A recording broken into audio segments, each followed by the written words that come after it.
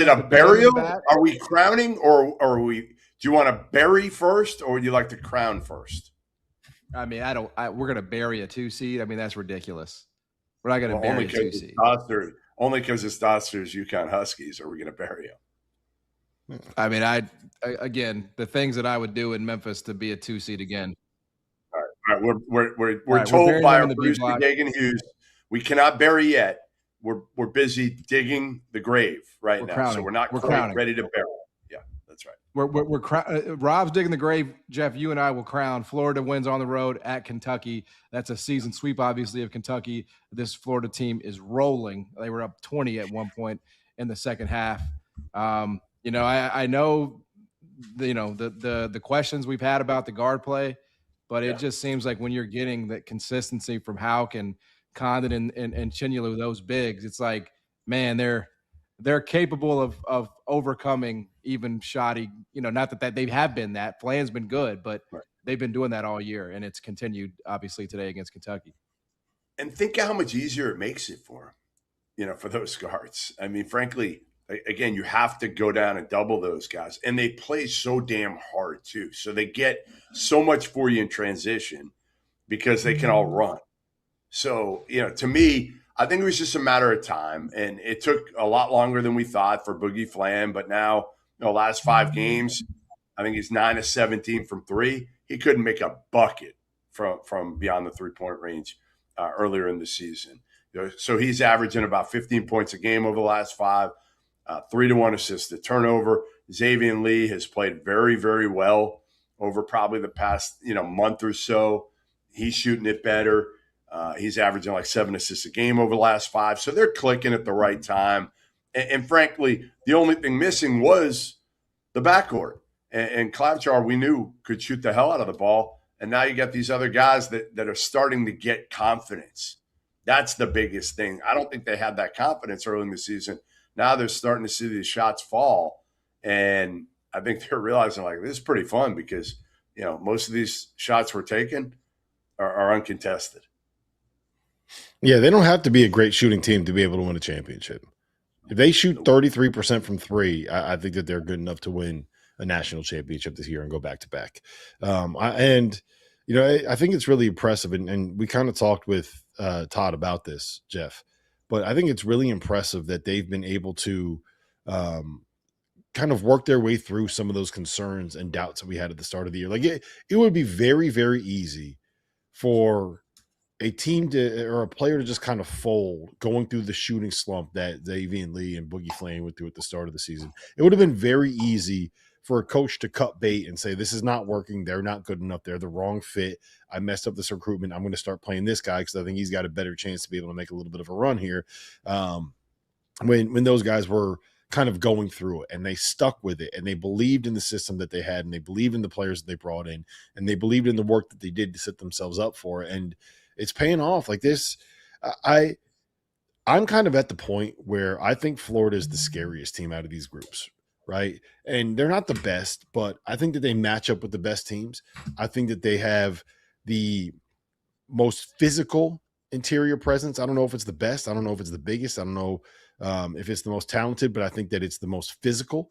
And I think that'll get you a long way when you play in the NCAA tournament. Tommy Houck is terrific. Alex Condon, the move for putting him in kind of more of a point forward role, has freed up these other guys. Like they've figured it out and they're clicking, they're rolling, and they belong in that conversation with the other top 3 teams in America. And if you were to sit here and tell me, John, if you were to sit here and say, I think Florida is the favorite right now to win a national championship, I don't even know if I'd argue with you. Well, it would be wrong. It would be wrong. But I get where you're coming from. I mean, I like, can they win it? 100%. I mean, but it would be wrong. They're not far off anymore. In Vegas, they're not as far off. Right. I mean, the 3 are close. Florida's a little bit further back, but they've cut that margin significantly. Oh, they most definitely have done that. So are they, no question about it. Let me ask you guys this. Like if they, let's say that they run through and they win the SEC tournament championship, right? And UConn runs through the Big East and beats St. John's in the Big East tournament title game. UConn would be 30-4, 17-3 in the Big East, and they would add another quad 1 win over St. John's in that run. Probably 2, because I think that right now Villanova on a neutral court would be a quad 1 win. So you had 2 more quad 1 wins He's there. not ready to You have the bury him great just win. yet. He's not. No, He's I'm fighting hard. legitimately He's asking, right? Because Florida, I think right now it's inarguable that they are the better team, right? But they've also ran through an SEC that has more good wins, but they are the great win. It's not like they've beaten an Illinois. It's not like they've beaten Michigan or Duke. But are you telling me St. John's is better than Alabama? When it comes to like Alabama the has the profile, head-to-head. Alabama's better, Alabama but it's has not the like head-to-head. significantly better. It's not Right. like Alabama UConn has just- a win over Florida. UConn has a win over Illinois.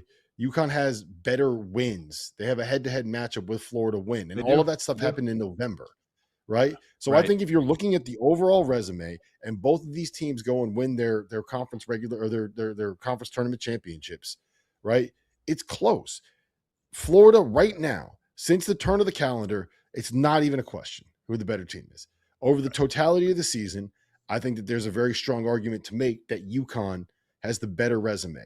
And I'm sitting here as a UConn fan, and I'm like, how in the world can you give UConn the number 1 seed over Florida, knowing what has happened, even with that neutral court win over them? I'm just like, it's kind of got to be Florida at this point. So I'm just, is that? I don't know if I'm just. I can't tell if you're, because the plan was to release the dubs on the UConn season in the second segment, but I don't hear that. We can we can talk about what happened. I got plenty of things to say about what's going on with that team itself. I'm just curious, is this legitimate? Like, is Florida now the number 1 seed no matter what happens? Is there any way for UConn no matter to be able what? to get it back? Not no matter what, because again, if they lose in their first game of the SEC tournament, yeah, and UConn ends up beating Villanova and St. John's, no, that it's still, to me, and I think that's the part that people want to try to make these determinations already today. Mm-hmm. Well, Florida's the number 1. They got it. They have the number 1 seed. Yeah, as of today they do. As of today they do. We still got some pretty big games coming up. We do. And